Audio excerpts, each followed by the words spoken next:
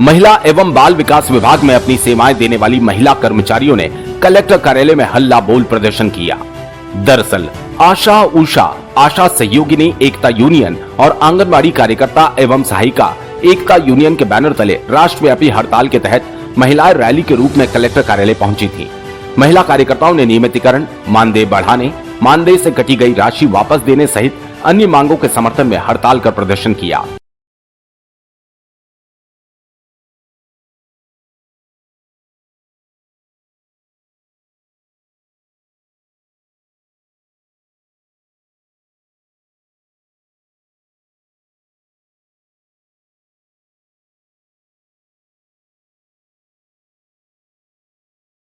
हड़ताली महिला कर्मियों ने प्रधानमंत्री, मुख्यमंत्री तथा महिला एवं बाल विकास विभाग मंत्री के नाम ज्ञापन तहसीलदार गोपाल सोनी को सौंपा।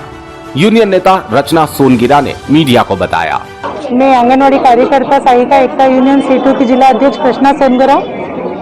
आज हमारी निम्न मांगों को लेकर राष्ट्रव्यापी हड़ताल, आज 24 सितंबर को हम राष्ट्रव्यापी हड़ताल कर रहे हैं। हमारी निम्न मांगे हैं, माननीय मुख्यमंत्री जी और प्रधानमंत्री जी के नाम हमने ज्ञापन दिया है। हम मेन मुख्य मांगे तो हमारी बहुत सारी है, लेकिन मेन मांगे है कि हमको एक तो परमानेंट किया जाए, नियमित किया जाए। और हमारा जो मानदेय अभी बहुत कम है, 10,000 रुपये हम लोगों को सेंट्रल गवर्नमेंट देती है, 4,500 रुपये, और MP गवर्नमेंट दे रही है 5,500, जो कि एक मजदूर से भी कम मानदेय है हम लोगों का। तो हम ये चाहते हैं कि हमारा मानदेय बढ़ाया जाए। अभी कम से कम 21,000 हमारा मानदेय हो, जो कि थोड़ा एक कुछ स्तर हम लोग कार्यकर्ता का बढ़े कि उसमें हो, और सहायिका का मानदेय कम से कम 17,000 हो। ये हमारी मुख्य मांगे हैं। हमको जो भी फ्लेक्सीफंड वगैरह की जो सुविधाएं हैं वो भी दी जाए, और जो अन्य विभागों में जो हम लोगों को भी कर देते हैं, गैर कानूनी नहीं कह सकते हैं, अन्य विभागों से जो काम हम लोगों को लगा देते हैं ड्यूटियाँ, जैसे आयुष्मान कार्ड है या BLO है, जबकि हम कोर्ट से ऑर्डर ले चुके हैं कि हम अन्य विभागों से हमको काम ना लगाया जाए, उसके बावजूद हम लोगों को अन्य विभागों में काम लगाए जाते हैं और प्रेशराइज किया जाता है कि आपको ये काम करना पड़ेगा, और प्रेशराइज करके काम हमसे करवाया जाता है। तो हमारी एक शासन से मांग है कि हमको या तो उसका अलग से भत्ता दिया जाए कार्यकर्ता को, और वो जो काम हमारा जो मेन काम होता है आंगनवाड़ी कार्यकर्ता, वो काम कार्यकर्ता कर नहीं पाती है, जो मेन मुख्य उद्देश्य होता है।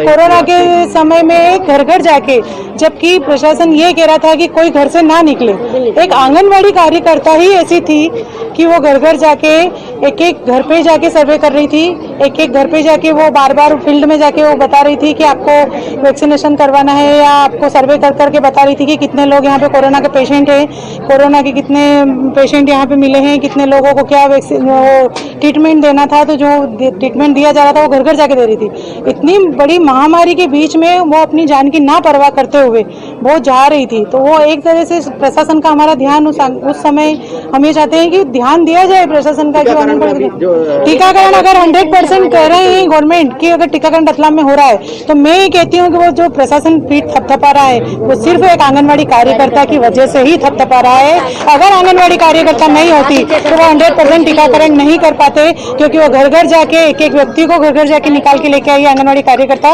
एक को मोटिवेट किया है उन्होंने, और एक लोगों को समझा के उन्होंने टीकाकरण करवाया। रतलाम पूरे जिले के अंदर अगर देखा जाए तो कितने आंगनवाड़ी कार्यकर्ता हैं? और जी 2174 आंगनवाड़ी कार्यकर्ता रतलाम जिले में, 2174 कार्यकर्ता और सहायिका आंगनवाड़ी कार्यकर्ता है, और सभी अपने काम में निरंतर लगी रहती है, कभी किसी काम के लिए मना नहीं करती है। तो हमारा ये प्रशासन से वो अनुरोध है कि कम से कम उनको उनके मानदेय को देखते हुए, उनके काम को देखते हुए उनकी कुछ सैलरी को बढ़ाया जाए, उनको नियमित करे। अगर वो सरकारी काम करवा रही है तो उनको सरकारी कर्मचारी का दर्जा दिया जाए, उनको एक नियम दैनिक वेतन भोगी पे तो कम से कम दैनिक वेतन भोगी हम कोर्ट से ऑर्डर ले चुके हैं 2016 से, तो वो हमको मांगे कि मान ले उस बात को कि दैनिक वेतन भोगी। न्यायालय द्वारा आदेश जारी किया गया था, अन्य विभागों में काम नहीं किया। जी हाँ, और कंटेम्प्ट में गए या कुछ? जी हमको कोर्ट से ऑर्डर मिल चुका है, उसके बावजूद भी हम लोगों के ऊपर हर काम थोपा जाता है। गए नहीं गए? जी अभी उसके लिए प्रोसेस चल रही है।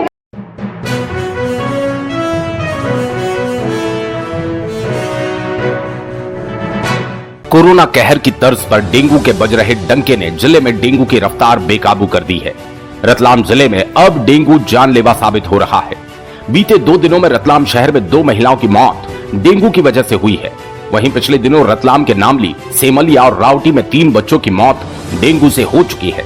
लेकिन स्वास्थ्य विभाग के आंकड़ों में जिले में अब तक एक भी मौत डेंगू से नहीं होना बताया जा रहा है। कोरोना की तीसरी लहर की संभावनाओं के चलते बाल चिकित्सालय में बच्चों के उपचार के लिए की गई व्यवस्था वायरल बुखार और डेंगू के लिए नाकाफी साबित हो रही है। तीसरी लहर की तैयारियों का दावा करने वाले स्वास्थ्य विभाग और प्रशासन की तैयारियों की हकीकत बीमार बच्चों से खचाखच भरे बाल चिकित्सालय की हालत से पता की जा सकती है। जिला मुख्यालय पर बच्चों के अस्पताल में बच्चों को वार्ड तो ठीक, बरामदे में भी जगह नसीब नहीं हो पा रही है। 12 दिन पहले ही प्रभारी मंत्री ने बाल चिकित्सालय में 65 बेड के नवनिर्मित वार्ड का लोकार्पण किया था, लेकिन बाल चिकित्सालय के सभी बेड फुल हो चुके हैं। एक बेड पर 2-2 बच्चों को उपचार के देने की नौबत आ गई। वहीं वार्ड्स के बाहर बेंच पर ही नौनिहालों को लेटकर उपचार करवाना पड़ रहा है। जिले में लगातार बढ़ती वायरल बुखार और डेंगू के मरीजों की संख्या के चलते स्वास्थ्य विभाग की व्यवस्था पूरी तरह से ध्वस्त होती नजर आ रही है। ऐसे में कहीं तीसरी लहर आती है तो मौजूदा व्यवस्था नाकाफी साबित होगी। एक तरफ मौसमी बीमारियां, खासकर डेंगू जैसी स्थिति बिगड़ती यहां नजर आ रही है, लेकिन स्वास्थ्य विभाग 15 दिनों में स्थिति सामान्य होने का दावा जरूर कर रहा है।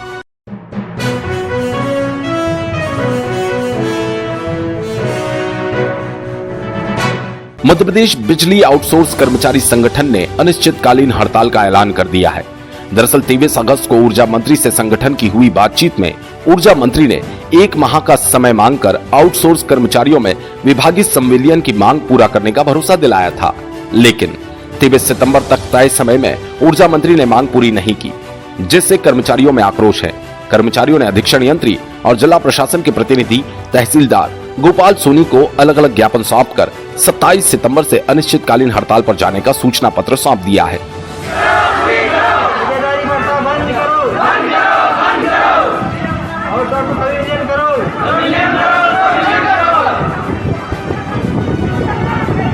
27 सितंबर से बिजली कंपनी के grid operator, labour, meter reader, maintenance team, computer operator विभाग की कोई भी कर्मचारी काम नहीं करेंगे।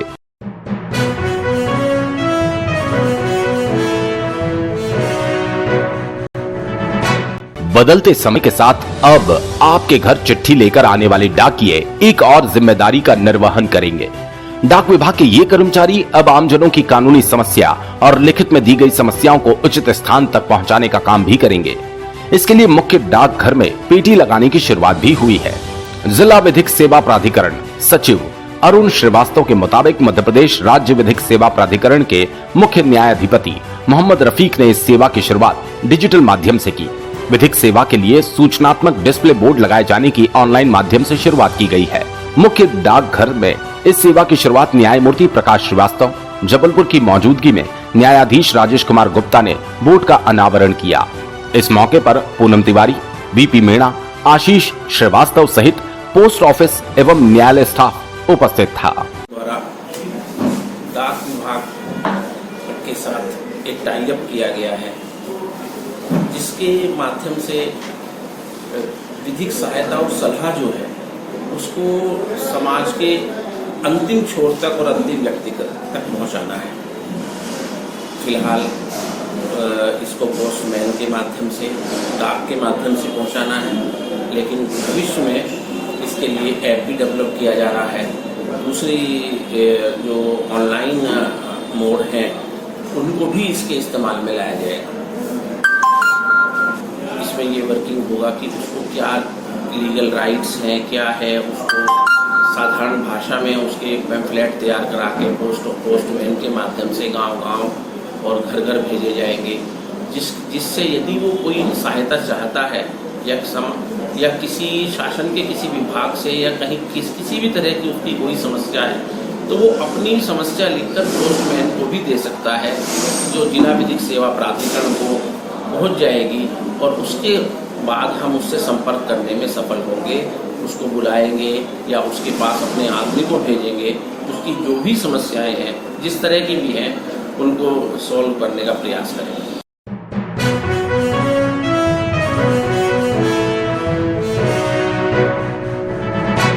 ग्राम पलसोड़ा के रहवासियों ने सरपंच पर गंभीर आरोप लगाते हुए तहसीलदार पूजा भाटी को ज्ञापन सौंपा।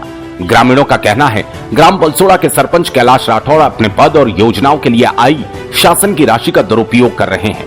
ग्रामीणों के हित में कोई काम नहीं करते हैं, अवैध रूप से उत्खनन करवाकर मोटी कमाई कर रहे हैं। ज्ञापन में ग्रामीण कहते हैं शिकायत करने पर झूठी शिकायत कर फंसाए जाने की धमकी दी जा रही है। भविष्य में ग्रामीणों के साथ कोई भी हादसा हुआ तो उसका जिम्मेदार सरपंच और प्रशासन रहेगा, ग्रामीणों ने बताया। गांव पलसोड़ा का भू माफिया है, खनिज माफिया है कैलाश चंद्र राठौड़। गांव पलसोड़ा में अवैध खनन कर रखा है, उसने सरकारी ज़मीनें घेर रखी है और पूरे गांव को परेशान कर रखा है। मुख्यमंत्री जी 2 बार पलसोड़ा आ चुके हैं, उसके बाद भी पूरा गांव परेशान है। माननीय शिवराज सिंह जी चौहान की इतनी योजना है, कोई योजना का लाभ नहीं है, ना कोई मीटिंग करता है। पूरी दबंगई कर रखी है। पूरे आसपास के पलसोड़ा के आसपास, पलसोड़ा में 2 तालाब है, पूरे तालाब को 15 साल से खुदा है और कोई भी अभी तक रॉयल्टी नहीं दी उसने। और गाँव में किसानों से भी जो रोड बनाते हैं उसमें सरकार से भी पैसा ले लिया और किसानों से भी पैसा लिया।